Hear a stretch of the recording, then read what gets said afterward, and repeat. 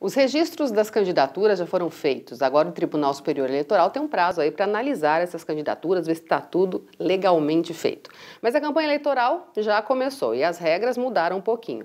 Quem conversa sobre esse assunto com a gente é o cientista político Tiago Valenciano. Tudo bem, Tiago? Bem-vindo. Tudo bom, Elaine? Mais uma vez, obrigado por estar aqui. A gente que agradece. Bom, só para a gente explicar para o pessoal, as pessoas podem fazer a candidatura, registrar direitinho, aí o tribunal analisa para ver se eles estão dentro daquilo que precisa para fazer parte, é isso? Assim, o Tribunal Superior Eleitoral ele demora um tempo para poder analisar todas as candidaturas, porque são milhares de candidaturas do Brasil.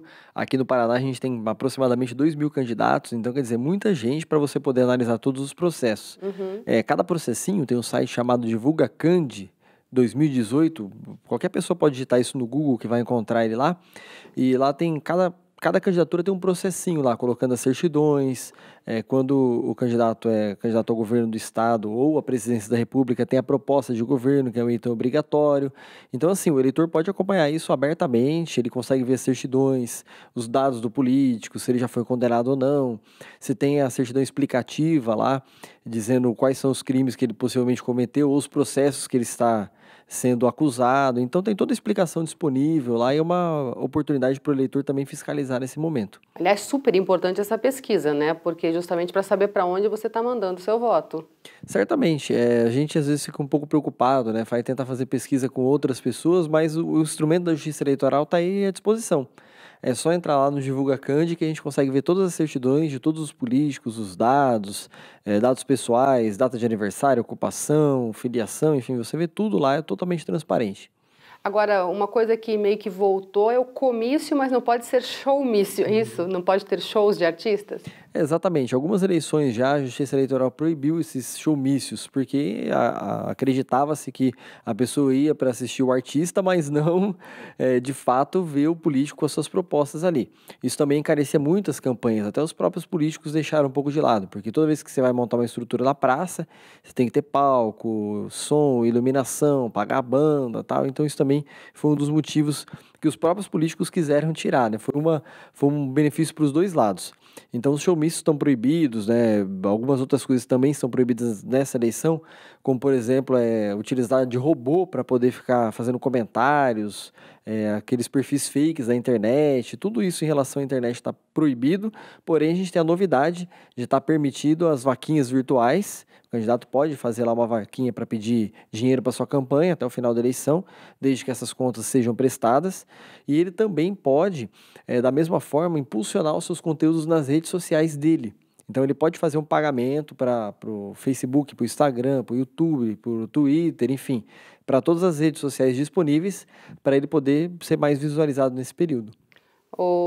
A propaganda de papel continua normal também? Continua normal, toda a propaganda de papel, adesivo, placas em casa, e só não pode pintar os muros, né? Isso já era uma novidade que a gente tinha nas eleições de Maringá desde 2012 e agora se expandiu para todo o Brasil. Muro pintado pedindo voto ou colocando o nome do candidato, isso já está proibido nas eleições. Mas os adesivos em carro, aqueles perfurantes no fundo do carro, sempre na traseira dos veículos, distribuir panfletos, todo esse tipo de propaganda convencional, carro de som, isso tudo já ainda continua sendo permitido. A gente tem visto que, pelo menos agora nesse começo, parece que a propaganda ainda está meio tímida, é isso? Porque essa eleição, diferentemente da eleição de 2014, que nós tínhamos ainda aquele formato, foi a última eleição do formato 90 dias de campanha, nós tínhamos o registro das candidaturas, na verdade a escolha dos candidatos até dia 30 de junho, e a partir do dia 5 de julho já era permitido fazer campanha. Agora não, essas datas mudaram para dia 16 de agosto. Então hoje nós estamos aí com pouquíssimos dias de campanha e não deu tempo ainda dos candidatos produzirem o material. E isso foi uma estratégia não só para baratear a campanha, mas também para o próprio eleitor que estava de saco cheio dos políticos fazendo campanha, aquela coisa toda por 90 dias. Então se baixou para 45 dias para dar possibilidade do eleitor ter, entre aspas, por um lado é meio ruim, ter menos tempo para decidir, mas para ele se concentrar naquele período eleitoral. Rádio, televisão começa quando? A rádio e televisão nós começamos 35 dias antes das eleições. Daqui uns dias já deve estar começando já as propagandas no rádio e na TV. Esse ano também, diferentemente de 2014, em 2016 já era assim, foi reduzido a quantidade do tempo de televisão dos candidatos. Antes era meia hora, se não me engano, de programa, agora caiu aí para 15 minutos para cada programa, né? 30 no dia, antes era uma hora o dia todo. Então, eles aumentaram muito aquelas inserções. Você vai estar assistindo seu telejornal, vai estar assistindo seu programa de TV, sua partida de futebol, e vai aparecer aquelas inserções, aqueles spots de 10, 15, 30 segundos na televisão dos candidatos. Então, isso aumentou bastante, por outro lado, reduziu o período ali de propaganda eleitoral. Você acha que essa mudança vai ser mais eficaz para que as pessoas conheçam, ou a propaganda ainda trazia um benefício maior?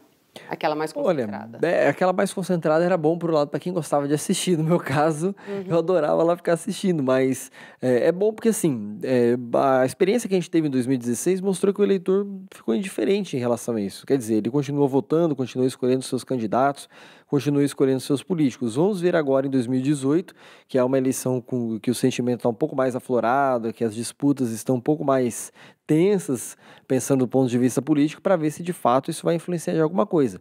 Mas, paralelo a isso, a gente tem a internet, tem outras possibilidades aí para o eleitor buscar a sua escolha do voto. Aliás, isso é uma coisa importante. Os políticos vão poder fazer propaganda dentro do Facebook, do Instagram deles, é isso? Ou eles vão poder ficar mandando coisas também para as pessoas? Ele pode fazer dentro da rede social dele, né? Ele não pode pagar essa propaganda em outros sites. Por exemplo, tem um site de um amigo e eu quero colocar um banner pago lá. Isso ele não pode, né? Mas nada impede do amigo, de repente querer colocar um material dele lá na internet, né? De forma gratuita. Compartilhamento pode, sim, então. Espontânea, sem problema nenhum. Se você fosse um candidato e eu quisesse compartilhar suas propostas, sim, não sem tem problema algum. Nenhum problema. Até mesmo pelo WhatsApp, né? Muitos candidatos já têm um banco de dados cadastrado, ele pode enviar lá uma mensagem pelo WhatsApp, só que ele tem que deixar bem clara a opção embaixo. Ó, se você não quiser mais receber informações, nos responda com a palavra tal ou diga tal coisa que eu te tiro do meu banco de dados.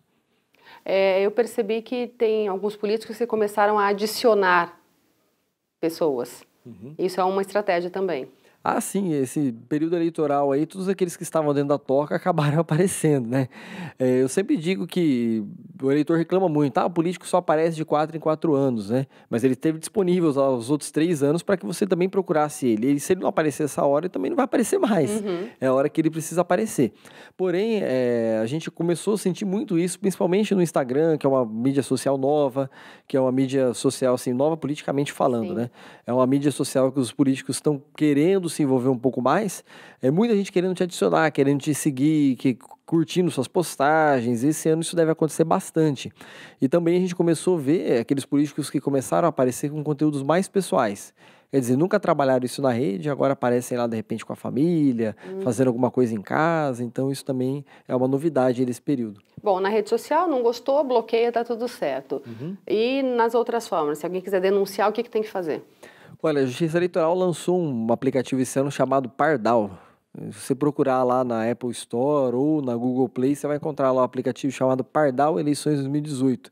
É até engraçado o nome, né? Pardal é aquele passarinho ali que fica meio de olho, meio esperto, né? Então, a ideia do aplicativo qual que é? Que você possa, com o seu celular, tirar uma foto da propaganda irregular e mandar diretamente via aplicativo. Quer dizer, melhorou muito o tipo de denúncia. Antes você tinha que tirar uma foto, imprimir, levar lá na Justiça Eleitoral, protocolar. Isso ainda continua sendo possível. Mas esse aplicativo Pardal facilitou bastante. Antes a OAB fazia aquele comitê 9840, se não me engano, que também era... Não sei se eles vão fazer esse ano, creio que sim, era uma possibilidade, mas esse ano esse aplicativo Pardal aí deve ser a melhor maneira de poder denunciar. É mais fácil e mais rápido. Muito mais fácil. Com o seu celular você já tira a foto ali e denuncia na hora. Legal. Só para a gente encerrar, cavalete pode ir nas ruas? Cavalete não, né? Na eleição passada até tinha um entendimento que poderia. Alguns dizem que pode esse ano ainda, mas eu ainda acredito que não pode utilizar aqueles cavaletes. E até também pelo estilo de campanha esse ano, creio que ninguém deve fazer, porque é uma campanha muito mais curta e com muitos candidatos. São 6 votos esse ano, né? Então fica um pouco mais difícil. Tá certo. Obrigada mais uma vez pela participação, viu?